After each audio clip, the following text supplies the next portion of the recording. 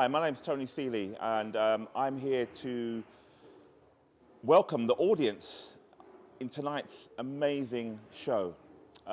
It's the Black Men's Consortium.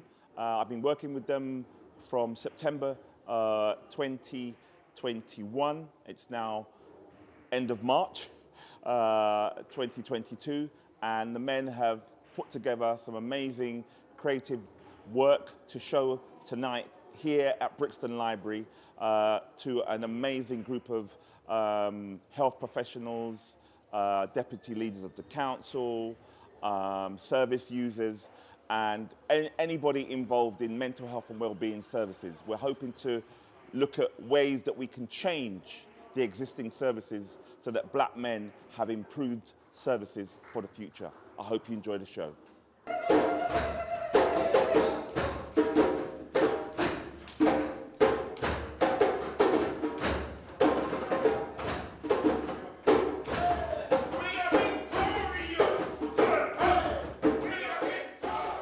There were many parts of the event that caught my attention. I think just even the way we were welcomed to connect and raise our vibration, that we could be present in the room, was so powerful. It's very messy what we're trying to do tonight. We don't know what it's going to turn out and how it will work, and we need your cooperation and a bit of your playfulness and a bit of your seriousness to make that mixture work. The aim is to try to have a really wonderful debate about some of these important issues that affect our community. So without further ado, I'm going to hand it over to the men, the Black Men's Consortium. They're going to share with you some of the material they've been working with me on since the beginning of this year. I hope you enjoy it. Another young boy who's 16 years old at the age of his strip search. Walking down the road, minding his business, police officers attended, showed him their warrant badge, put him into a police van and drove him to a place which was unfamiliar to him. My role tonight was to be a speaker for the people. When I heard about what happened to Child Q, I was actually gobsmacked. I mean, I have 3 sons who are now men, but I have grandchildren. And to think what happened to them is happening, and it has happened for the last 5 or 6 years, is absolutely rife. He was then told to take off his clothes. Now cast your minds back to when you were 16 years old. You're on your own. You're scared. You're confused. You're alone. You don't know where you are. You're defenseless against 3 adults, and you're told to take off your clothes. Despite the fact that he was scared, he stood there. He took off his clothes.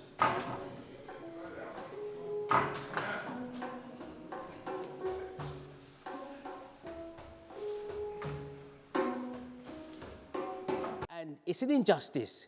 We don't have an issue with what the police have to do. We know they have a tough job to do. All that we ask is that you do it within the law. He was then ordered to turn around, kneel down, bend over and spread your butt cheeks. Imagine how humiliating that must have felt for him. Illustration to bring visibility to what it is to be vulnerable and frightened as a young man in that type of a strip search was very powerful, because people take it as nothing, but him illustrating it was powerful. What we do at the BMC, the Black Men's Consortium, is we put on shows that tackle real life. It's not a play, it's not make-believe, it's what's happening every day. And our role is to speak and to promote what is going on so that we can all live a better world. Mental health is actually rife. Mental health is injustice, the way people are treated, black or white. and things are wrong, and we've still got a long way to go. And if we don't speak, then people aren't going to hear us. And we need to speak more. We need to speak with each other. We need to love ourselves and love each other. And everyone needs to be respectful. We tackle subjects about mental health, substance misuse, suicide ideations. The amount of suicides in men, in young men, it shouldn't happen. It's preventable. But it's going unheard of. People aren't actually speaking about it. So if it's my job to speak about things that people maybe get a bit upset about, then so be it. Because in order to make sure that we all live a better life, I will shout to the top of the roof. Just to give you a little bit of the insight to the program, we're going to show you what Drew would call his graphic harvest. So for the 6 weeks, every session I would come with a long roll of paper, and I would do drawings and write down things that were said in the sessions. So I'm going to take you through that, okay? So in the first session, the Black Men's Consortium. So my name is Drew Sinclair. This group, the Black Men's Consortium, has been, it's been a true inspiration. It's really opened me up to just different ways of being in a space with a group of black men. We all have our own experiences of racism. So sometimes it's like a gunshot when someone says something to you. It can go straight into your soul, into your heart. But we are all connected. To sit down and to discuss vulnerable things about how we're feeling, the things that are affecting us in our environment has been very nourishing for me. You know, being able to, to listen and to be heard by men that are going through similar things as I'm going through is extremely valuable. So in our third session, we actually practiced some qigong in our sessions, just to find inner balance and peace and strength and focus. We did breathing exercises, energy cultivation. It was healing and it was graceful. I do feel valuable in this group. Needed. I think that's, as I say it now, it really kind of sits inside, this feeling of being loved and appreciated and needed in this community. It's really important. Yeah. I think definitely for a man as well, to feel like his contribution is making a difference or making a change or helping, protecting, these things. It's good. No cars, no people, no drills, no neighbors squatting on my head, under the floor, through the wall, shouting and screaming. My name is Chaka Shombe, and I am one of the actors on this production here. I'm doing a monologue tonight about a guy who is in psychotic breakdown. Just to look on your face.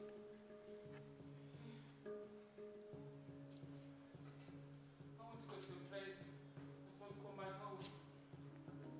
The sand between my toes. One of the things that's really critical about these performances is that at this point, these people are exercising their voice to speak.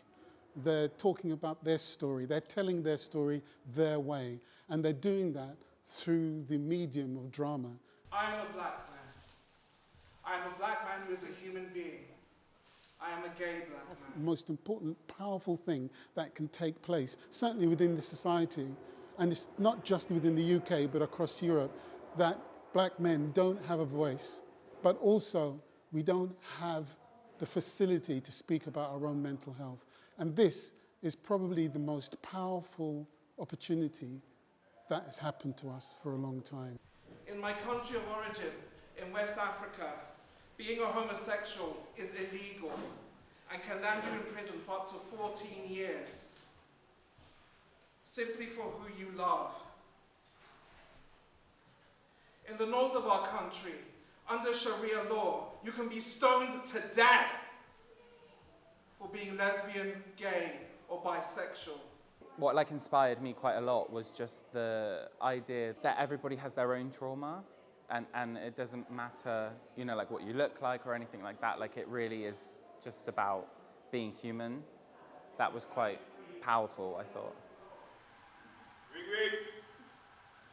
Doctor? Mr. Martin.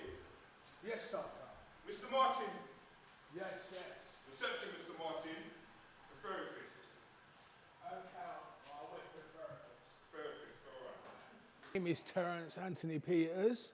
I would ask the doctor for help, and then it will just escalate where I can't get the help, and then in the end I end up dying. Yes, therapist. Mr. Martin. Yes, therapist. Mr. Martin. Yes, therapist. 28th of the 4th, 2099. No. I can't take this. This is too much pressure. I've gone through too much. I don't know what to do. I think my heart's going. Look what you've What have you done? Look what you guys done. It's your fault. How they perceive them as bad and dangerous and ugly and scary, and the fact that they are afraid of us, and they're still afraid of us now. But really what we were looking at was ordinary black men, you know, and they're not scary, you know, they're hardworking, and you know, it's just good that we can have this space where they can talk, and the powers that be can actually understand their minds and what it feels like for us. Dramatization, the skits, the reenaction of actual stories. All of those stories happen to people. They're not fiction, right? It's all truth. It's all coming from personal experience. And that's what's so powerful about this event and these shows, is these are all true stories. Everybody all right? Yeah, you sure? Yeah. We've got a couple more to go. Perhaps think about what could be done differently if you had an opportunity to be in any of these scenes. What might you do? What might you try to change if you were included in these scenes?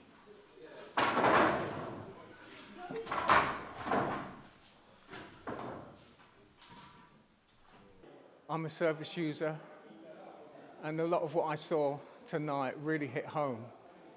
It was very real, at times, you know, too real. Mr. Edwards, we brought you here today to have a review, to see how you're doing. Because obviously you cannot stay in my services forever. Hopefully not. And what we're going to do is I have the holistic side of I've been to the hospital and I asked them, why is this happening? Oh, if you don't do this, they don't, you know. Well, I think these people have dignity, they are human beings, and they deserve to be treated in a more respectable way. You know, sir, the medication that they put me on have given me tremors, the most painful constipation. We understand my vision is what you're blurry. talking about, Mr. Edwards, so but to this get is not reduced the medication, place. like Mr. Edwards, Mr. Edwards, this is not the place for you to become retaliated. So what was powerful was the drama of what it's like to be a service user in the mental health system. We are working with, and I'll just grab it, a major pharmaceutical company. More medication. A major pharmaceutical company that has specifically designed this antipsychotic medication. Specifically designed for black people. No! Is this calm? Is it safe? Is it safe? Is it safe? It's safe. It's safe. It was done in a way that was balanced. There was great humour. That's the one. That's the one.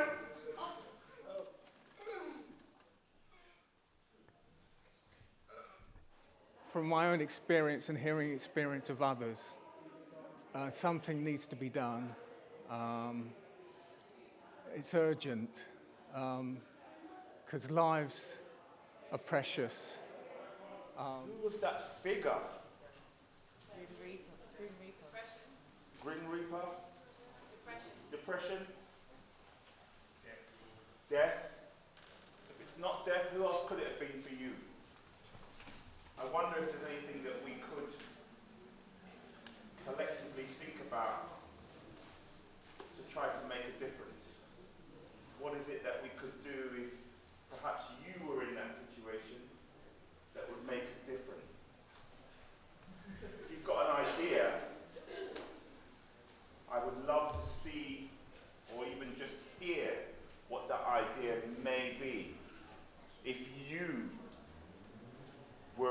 that situation? Especially the people in the audience.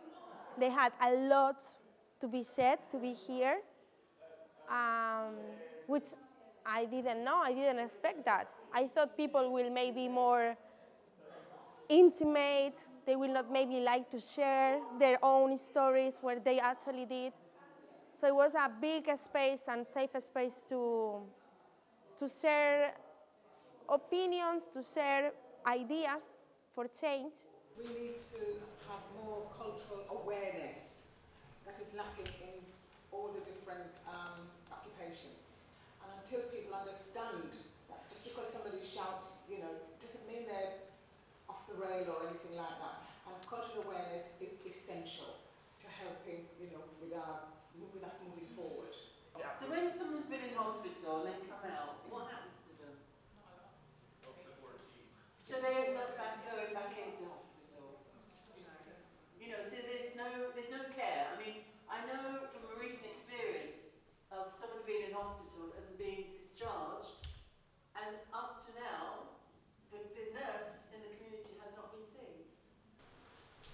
They don't survive for very long when they get out. When they get out, and it's really sad to be watching. I know it's a play, but it's the reality of what goes on. And sometimes I wonder, why do we suffer so much in this country? When this is all we get, we end up being mad, or we end up dying. What is it that we're here for when we are treated the way we are treated? My concern is usually about whether it's just an event and you forget about it. So we need to go look again at care in the community, because community organisations, when they were established, working on the ground with people who know the experiences, the background, they can relate to people who've been in hospital, because people they know are able to identify on there's a continuity. People actually face people on maybe a weekly basis or whatever. The counselling support, the therapists, talking therapies, exercise, diet, this thing of creating a social interaction, not only because you're a professional, because that's the other thing. The professionals need to break down this mask and actually show their humanity. Violence that black bodies are subjected to at the hands of the state on a regular basis, and I think that that's kind of been a consistent theme. Even through our work, the feedback around over-medication, it's not just people, people's perceptions, actually the data also supports that.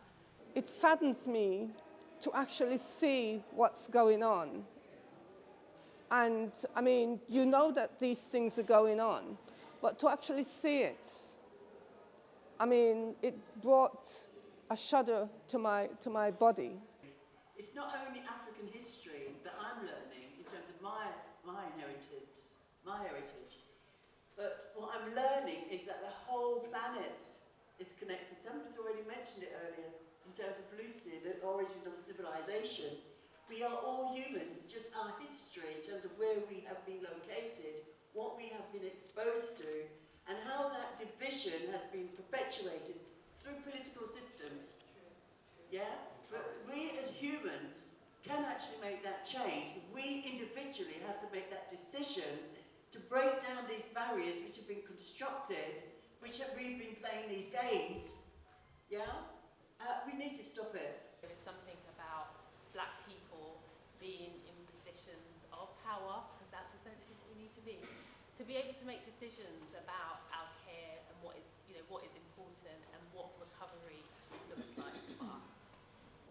But I hope that in the not too distant future that there can be some change and that our children can be proud of us. So we've got the final scene, which is, I suppose, in some way about power, or maybe misuse of power, and money. What has money and finance got to do with mental health?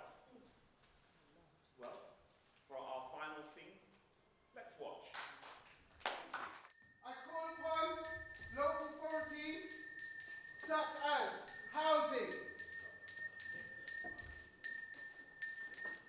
Education. The local police authority. Parks and leisure.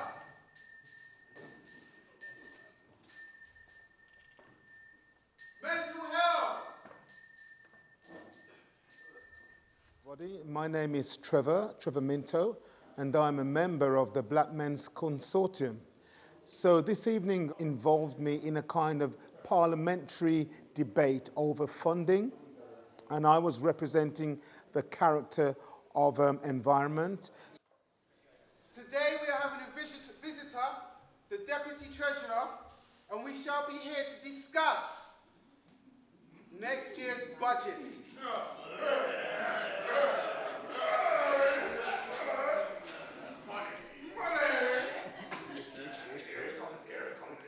So basically we had to haggle for money from the Treasury in support of our local communities. I've got a friend who I support. I've known him for many years, and he's been in and out of slums hospitals, various hospitals, the Maudsley, the Bethlehem. He's been sectioned, my God, about 10, 15 times in total, and it's over the last 3 years. So I'm kind of familiar with the kind of headaches and the kind of frustrations you get in trying to get services that are appropriate for him and that matches needs, and the funding issue always occurs. So it's very, very unfortunate that this time around we cannot meet your budget proposal. What? No money? There is no money at the moment.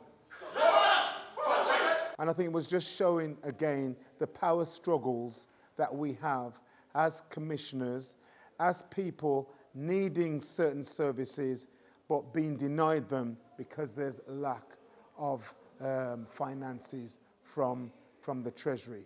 What we're going to do, we're going to invite our guests to take the stage. So can we put some chairs up on stage for our distinguished guests? We have a few of them in the house. What do you feel could be changed? Is there any idea that you may have? The fact of having the authorities here of mental health and managers of organizations, it gives you also a chance to understand how they also see the things from their perspective. Here comes the messy or not so messy moment. Ideally, you have some ideas about change. We'd like to hear some of those. And I'd like, since we've got so many white psychiatrists, how are they going to be educated to understand people from a black background? Or can we get some more black psychiatrists around, please? I mean, I don't know what's, what you can promote programs and education, what have you, to get them. I mean, there's always a danger they'll be co-opted and become part of the system because they alone can't fight. What we need the psychiatrists, and we need to get more black psychiatrists who are sympathetic and progressive. And your comment about psychiatrists and their power is real. It's so real.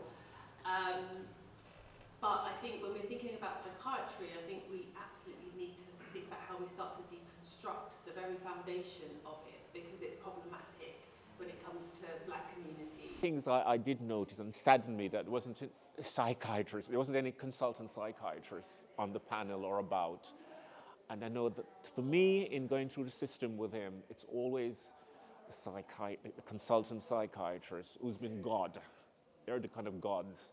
And if you want any movement, if you want anything to change in terms of his plans for his medication, or if you want to try and buy services after he's been released, it's checking out and getting the support of the psychiatrist. And there is some work kind of happening around that. And so there's the Maudsley Cultural Psychiatry Group who are trying to resist what is the norm in terms of their practice.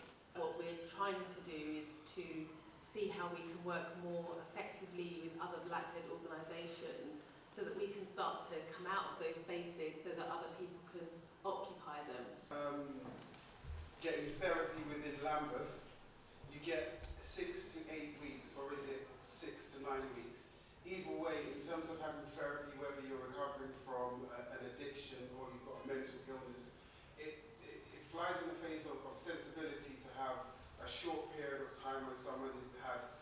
counselling or therapy.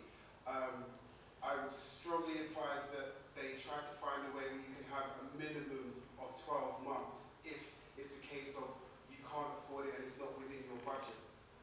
And if that is the case, then we do have people who are training to be therapists and counsellors who can also assist and help with this program, like what they do with the Talking Place, where a lot of the people who are there are trainees. In terms of like how it is now, a lot of people are not getting the therapy because I'm one of those people who's looking for long-term therapy and can only find short-term. And within the interim of each short-term, there can be a descent back into the place where you came from. So I would say that for me, something that I think we should implement the next year is a longer therapy time.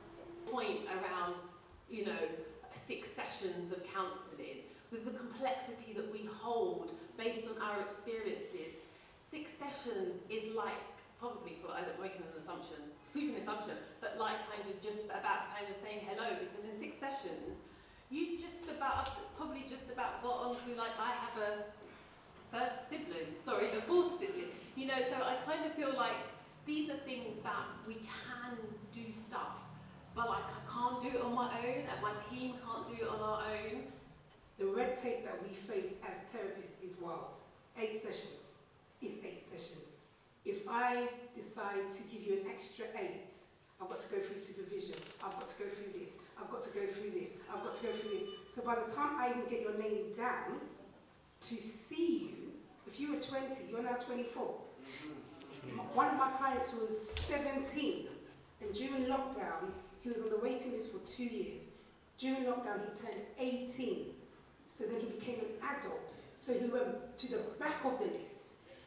I got told that if I raise this up, I'm going to be suspended. So I no longer work there. Anyway, people talking about we need more of this, we need more of this. I've got mums, single mums saying we need more support. But parents' evening, you're not there. What do you mean? And that's my anger with our community. Because sometimes, and this is just how I feel through my experience working with young black children, everybody can blame everybody else, but nobody's looking in the mirror. And I'm going to be very honest. And that's what, for me, it starts from the home. I know, and I feel as a community, we need to address what's within us.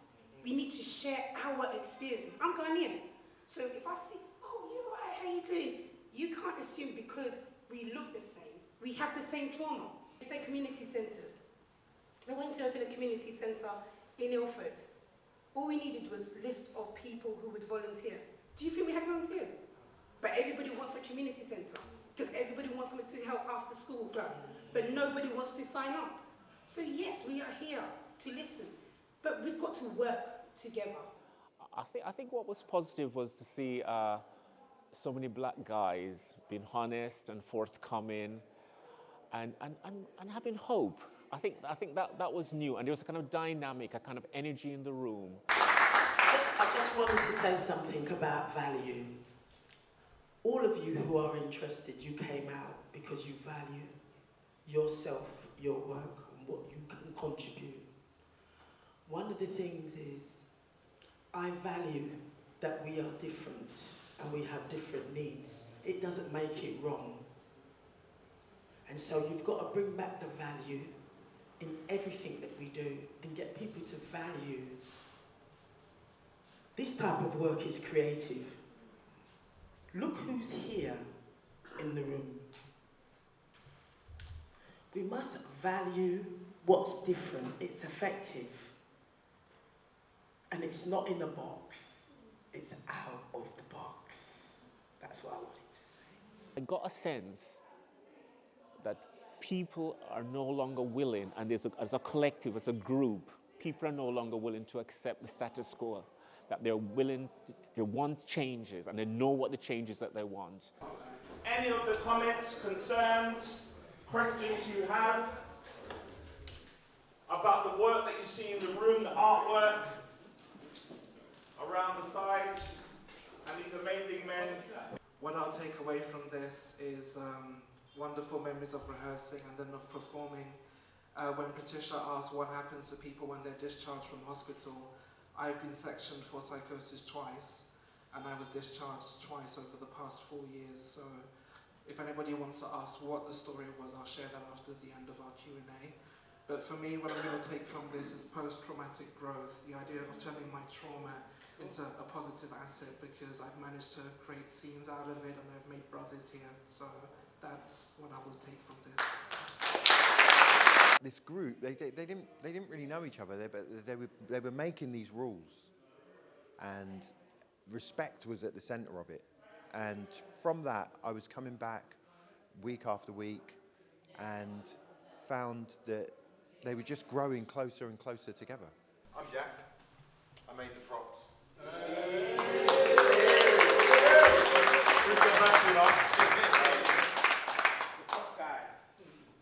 First week I came, I just joined in, and it seemed like a big row was kicking off. It was like, this is a mad discussion. I was like, is this an acting group or what? But they all sorted out, you know, it was a discussion about reactions to, I didn't know what was going on. They were talking about a video on WhatsApp. I'm like, I'm not in the group. So I got kind of confused. But I've been coming every other week, travelling up from the south coast, driving up, you know, doing like a 3-hour round trip. But what I witnessed was a group of guys, you know what I mean, a group of men basically, who were just sharing everything and, you know, becoming more and more confident in each other every week. And then I'd miss a week, and I'd come next week, and it's just moved on, you know what I mean? And everyone's more and more brothers, and it was beautiful really to watch all of you lot just grow just as a family, you know what I mean? It's been a real pleasure. And for me, I realised that I have issues. I have, you know what I mean? I had things that I was dealing with, and coming here and coming to the group every week was helping me to work out things in my mind as well. I've been part of this group since its inception. We're talking 4 or 5 years maybe we've been doing this. What do I come to the group for? I come to the group to give. I come to the group to give myself an opportunity, to give myself courage, to give myself hope. What I got from it was I got to witness something grow from small to something very strong, very powerful, that had a message. And what I take from it is I learned to kind of look at myself differently as well, you know, and see that we all need support, we all need each other. And also to give everybody else a piece of my energy, which is positive or non-positive, and then turn it into something constructive, where we can then communicate it to the audiences that are at hand. What does this group do for me? When I first came to the group, I was, like Terence, very familiar with loads of different kinds of drugs, and also suffering from like suicidal ideation. I've been looking for a lot of stuff to replace the time that I would spend using, sitting in a park, or considering jumping off a bridge. And coming to these classes has taken up some of that time where I am sitting in my own thought process and digging myself my own hole. Being part of this group has encouraged me as an individual to believe more in myself, and to know that if I do have another anxiety attack, or I'm feeling like I'm about to do something a bit untoward to myself, I have an arsenal of men at disposal to